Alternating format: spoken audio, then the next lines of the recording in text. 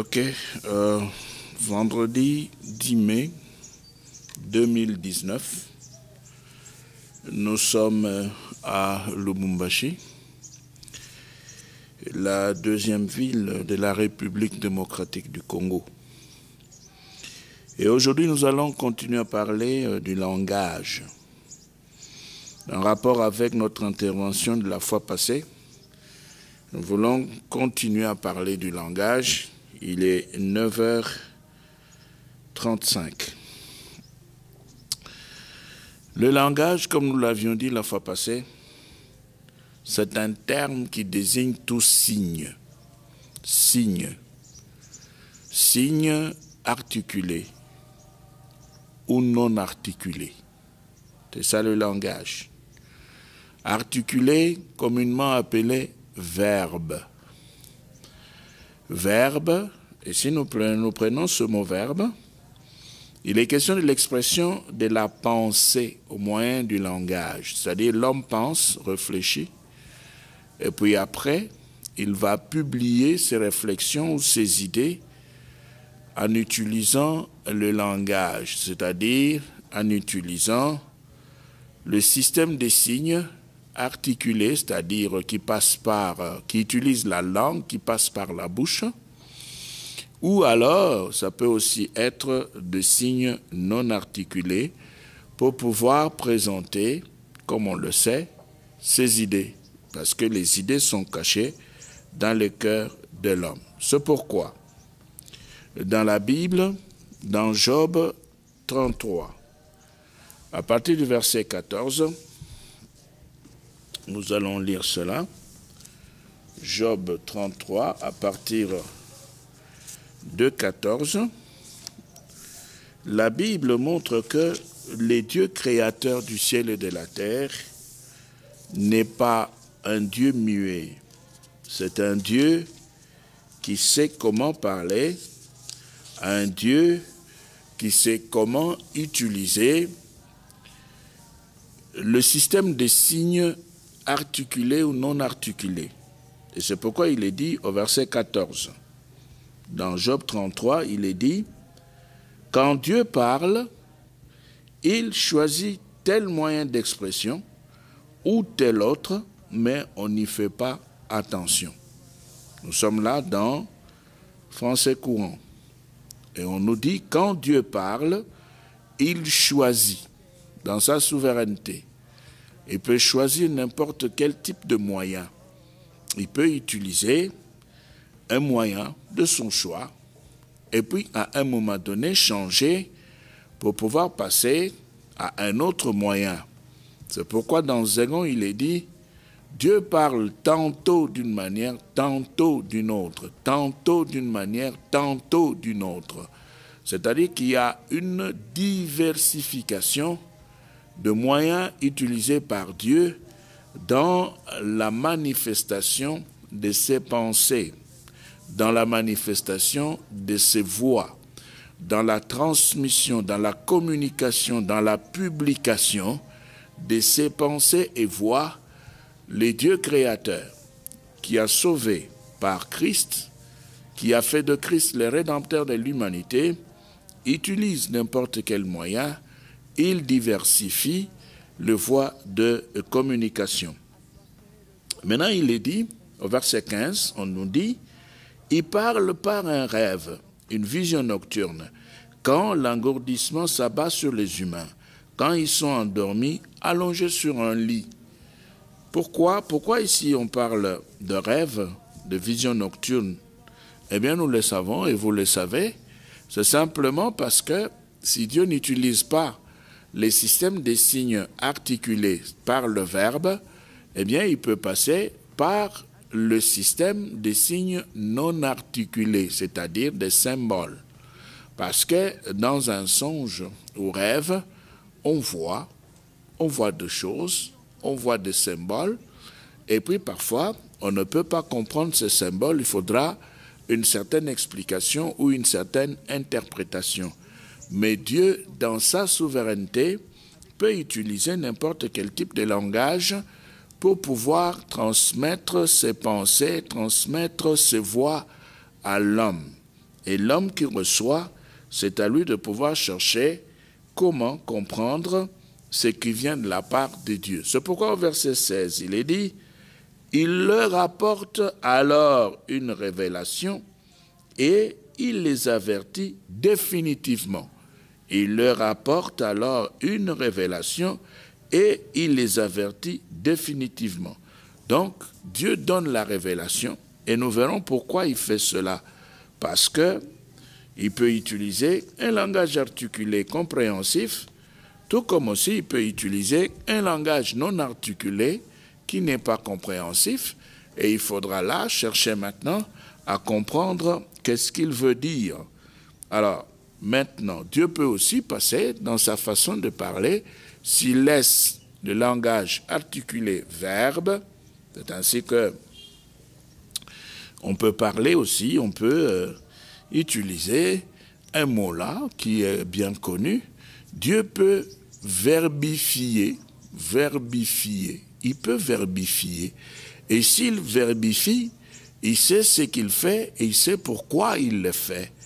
Il verbifie pour verbaliser. Donc, Dieu passe par l'utilisation de signes articulés pour verbifier et verbaliser. Maintenant, qu'est-ce qu'il verbifie? Qu'est-ce qu'il verbalise? Eh bien, ce sont ses pensées et ses voix. Il le fait parce qu'il est esprit. Et en tant qu'esprit, il devra donc tout faire pour que ses pensées et ses voix puissent être saisies par l'homme. Et c'est pourquoi il va prendre la décision de verbifier et de verbaliser. Alors, il le fait, il parle, mais il peut aussi passer par les maladies, par la souffrance, pour aider l'homme à pouvoir comprendre qu'est-ce qu'il veut faire, qu'est-ce qu'il est en train de poursuivre.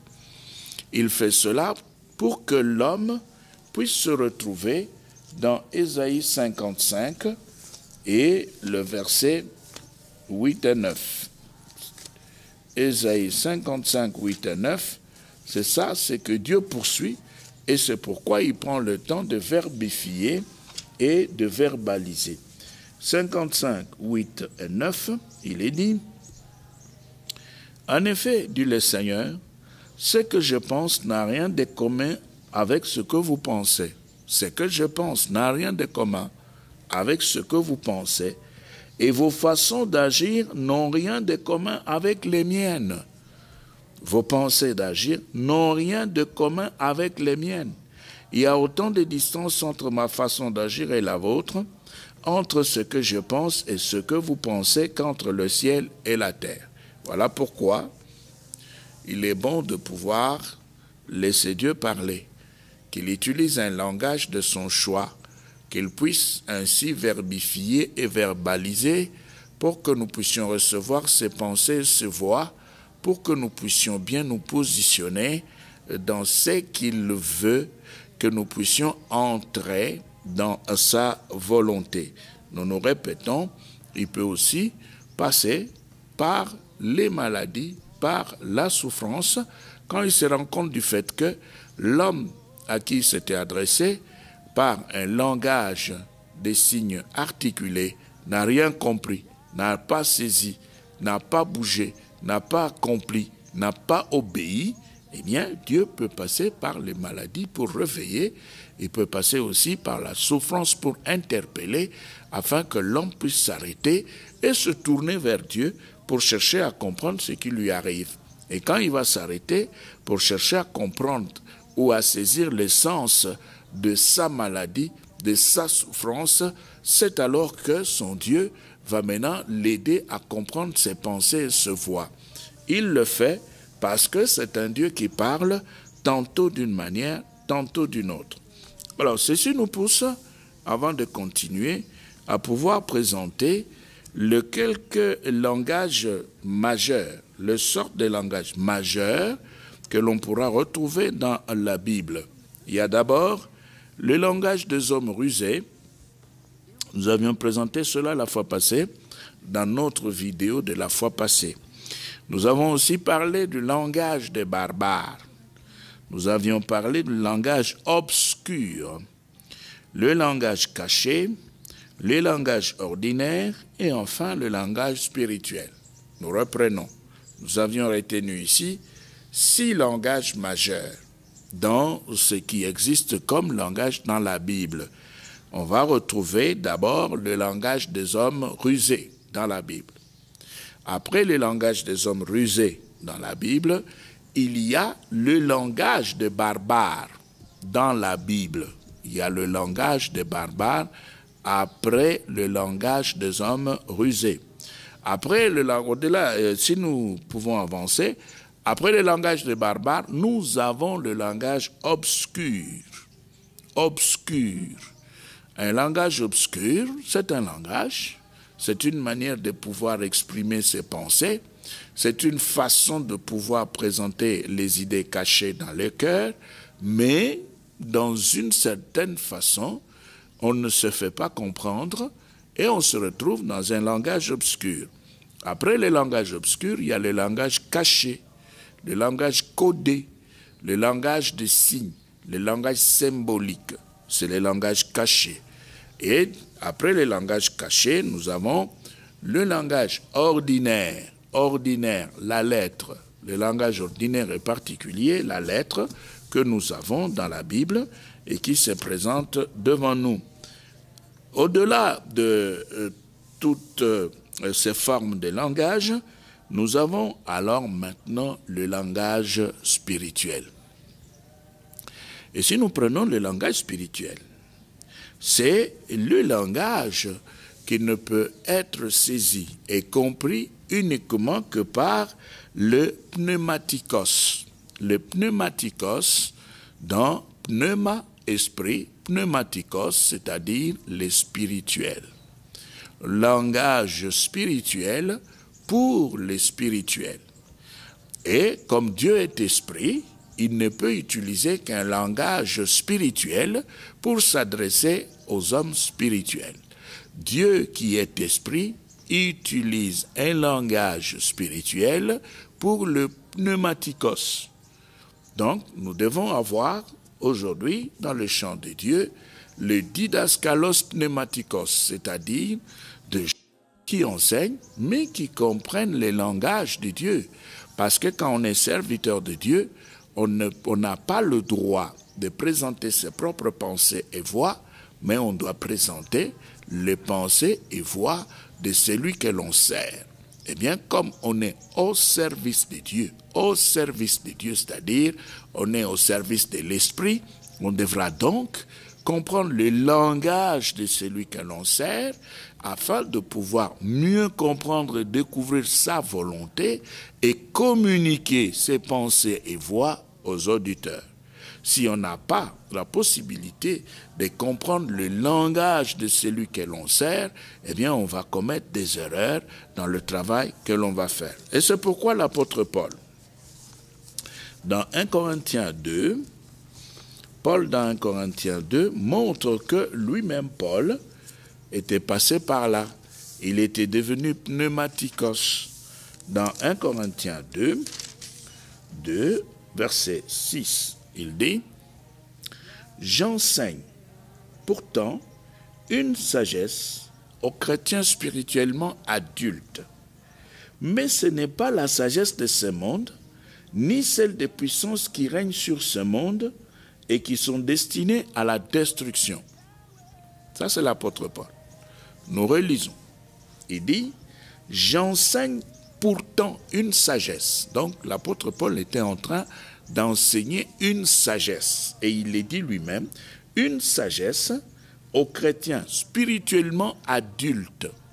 Et ici, quand on parle de chrétiens spirituellement adultes, c'est qu'il y a des chrétiens spirituellement petits ou enfants. Des chrétiens spirituellement qui sont nulle part. Et l'apôtre continue, il dit, mais ce n'est pas la sagesse de ce monde. On n'a rien à voir avec le monde. Ni celle des puissances qui règnent sur ce monde et qui sont destinées à la destruction. Donc, c'est une sagesse qui ne pourra être saisie que par le pneumatikos, parce que le Dieu qui parle est esprit, Et il utilise un langage spirituel pour les choses spirituelles et le message est destiné aux hommes spirituels. Alors, au verset 13, toujours dans 1 Corinthiens 2, 13, l'apôtre dit ceci, il dit « Et nous en parlons non avec les langages qu'enseigne la sagesse humaine. » Vous voyez, donc, la sagesse humaine a aussi son langage. La sagesse humaine a aussi sa façon de pouvoir s'exprimer. C'est pourquoi nous avions parlé de langage ordinaire quand nous avions présenté les quelques langages majeurs. Les quelques formes et types de langage majeurs. Rappelez-vous, nous avons parlé de langage des hommes rusés, le langage des barbares, le langage obscur, le langage caché symbolique, et nous avions parlé du langage ordinaire. Alors, l'apôtre dit, et nous en parlons non pas avec les langages qu'enseigne la sagesse humaine, mais avec celui qu'enseigne l'Esprit de Dieu. C'est ainsi que nous expliquons des vérités spirituelles à ceux qui ont en eux cet esprit. Nous relisons. Parce que c'est bien rendu ici, en français courant, verset 13, 1 Corinthiens 2, 13, il est dit, « Et nous en parlons non pas avec les langages qu'enseigne la sagesse humaine, mais avec celui qu'enseigne l'Esprit de Dieu. C'est ainsi que nous expliquons des vérités spirituelles à ceux qui ont en eux cet esprit. » C'est-à-dire qu'un chrétien véritable qui s'est converti, qui est devenu enfant de Dieu et qui est en train de grandir sur le plan spirituel dans les choses de l'esprit, il va finir par s'habituer au discours donné par l'Esprit de Dieu. Et c'est pour pouvoir saisir et comprendre les choses de l'Esprit de Dieu. Dieu est esprit et il faut que ceux qui l'adorent en esprit et en vérité. Alors maintenant, c'est Dieu qui est esprit, il a ses pensées, il a ses voix, il a son langage. De sorte que celui qui se met du côté de ces dieux devra donc s'habituer à son langage, au langage de Dieu. Mais maintenant ici, nous voulons d'abord insister sur un point. Comme l'apôtre le dit au verset 13 de 1 Corinthiens 2, il est clair, il dit « Et nous en parlons non pas avec les langages qu'enseigne la sagesse humaine qui enseigne, qui utilise un langage. Et il y a aussi la sagesse spirituelle qui enseigne et qui utilise un langage.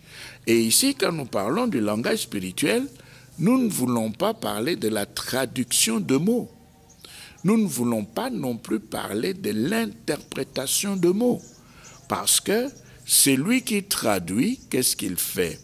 Il prend un mot dans une langue donnée et il traduit, il change, il transpose ces mots dans une autre langue. Là, il a traduit, là, il a interprété. Et dans l'interprétation, quand on traduit, ou on a traduit, maintenant on va insister sur le sens et la valeur. Le sens et la valeur de la signification du mot traduit. Et là, on va se retrouver dans l'interprétation. Mais ici, quand nous parlons du langage spirituel, nous ne voulons pas parler ici de la traduction de mots ou de l'interprétation de mots. Non. Nous voulons simplement parler ici de la sagesse enseignée par l'Esprit de Dieu. Il y a une nette différence. Donc, il n'est pas question de la traduction, il n'est pas question de l'interprétation, il est question de la sagesse. Une sagesse enseignée par l'Esprit de Dieu. Et quand l'Esprit de Dieu parle, eh bien, la sagesse que l'Esprit de Dieu communique, c'est une sagesse qui est communiquée pour les pneumatikos, c'est-à-dire un discours qui n'a rien à voir avec ce qui se passe sur cette terre. Alors, nous pouvons rentrer dans 1 Corinthiens 1 et nous allons prendre le verset 20. Alors ici, nous allons... on peut commencer par 18. La parole de Dieu bénit. elle ne fait du mal à personne. 18. En effet, prêcher la mort du Christ sur la croix est une folie pour ceux qui se perdent. Mais nous qui sommes sur la voie du salut, nous y discernons la puissance de Dieu. 19. Voici ce que l'Écriture déclare. Voici ce que l'Écriture déclare. Je détruirai la sagesse des sages. Je rejetterai le savoir des gens intelligents. Pourquoi? Eh bien, Dieu va détruire la sagesse des sages parce que c'est une sagesse qui n'a rien à voir avec lui. Il va rejeter le savoir des intelligents. Pourquoi? Parce que c'est un savoir qui n'a rien à voir avec lui, avec sa nature. Sagesse et savoir qui ne se retrouvent pas dans ses pensées et ses voies. Et Dieu dit, bon, je vais détruire la sagesse des sages. Il va rejeter le savoir des gens intelligents. Pourquoi? Parce que ça n'a rien à voir avec lui. Maintenant, le verset 20, Paul dit, alors, que peuvent encore dire le sage, ou les gens instruits, ou les discoureurs du temps présent? Dieu a démontré que la sagesse de ce monde est folie. Dieu a démontré que la sagesse de ce monde est folie. Ça veut dire que celui qui prend la parole de Dieu selon la lettre qui est donnée dans le texte biblique est un fou. Il est fou pourquoi?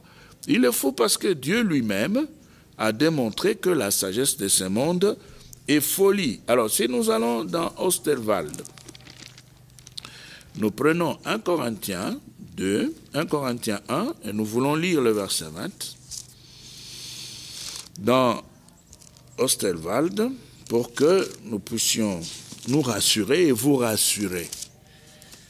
Nous rassurer et vous rassurer. 1 Corinthiens 1, 20. Osterwald dit, où est le sage? Où est le scribe? Où est le disputeur de ce siècle? Dieu n'a-t-il pas rendu folle? Voilà, Dieu lui-même n'a-t-il pas rendu folle la sagesse de ce monde?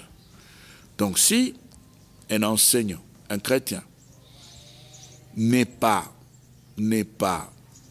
attaché au langage spirituel, il est fou, il est perdu, il ne connaît rien, il n'a rien à voir avec Dieu.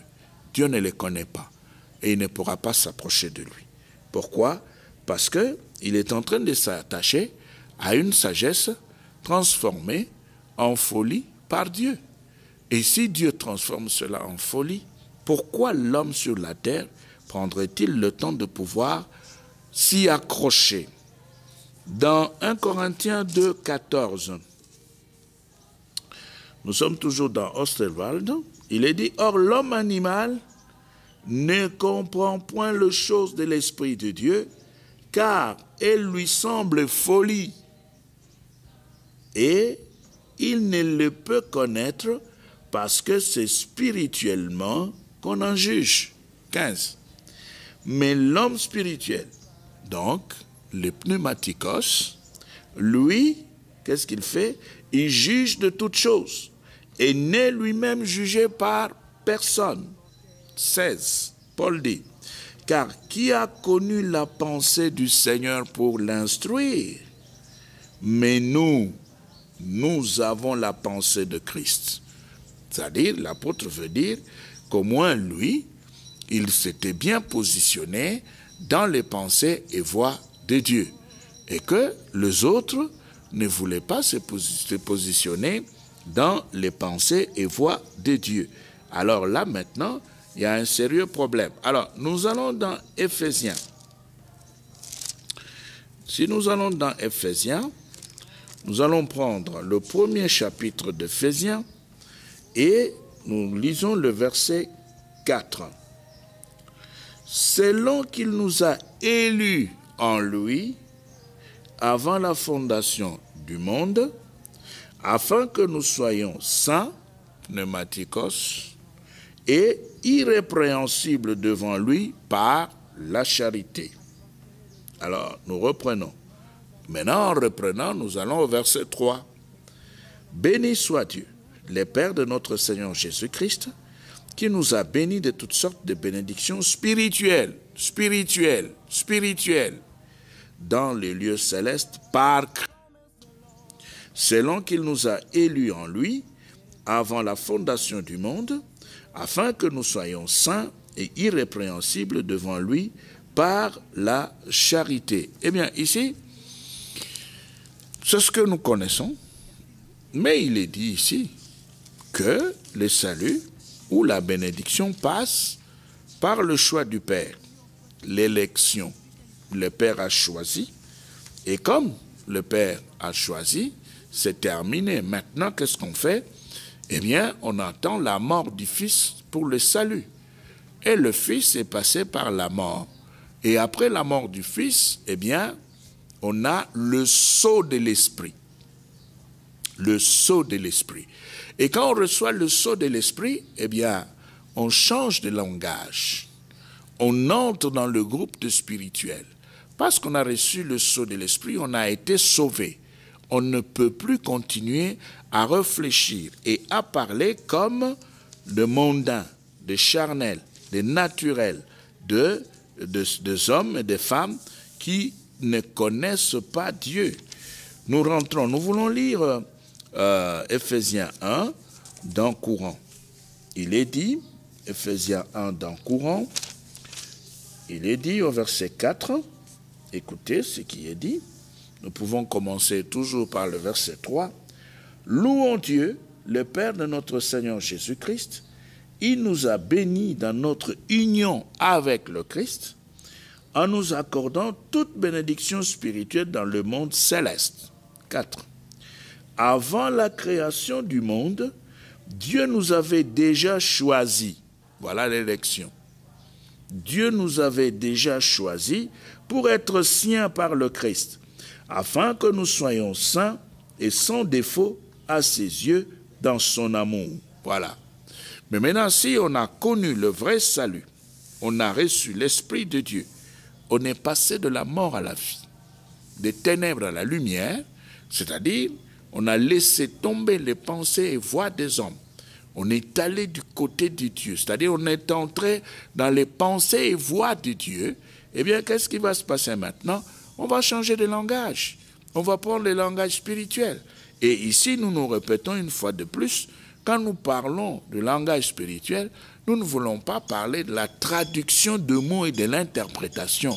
Non, nous parlons par contre de cette sagesse que le Saint-Esprit enseigne, que le Saint-Esprit communique. Parce que l'homme qui a changé de camp, qui a été sauvé, eh bien, se retrouve du côté de l'Esprit de Dieu.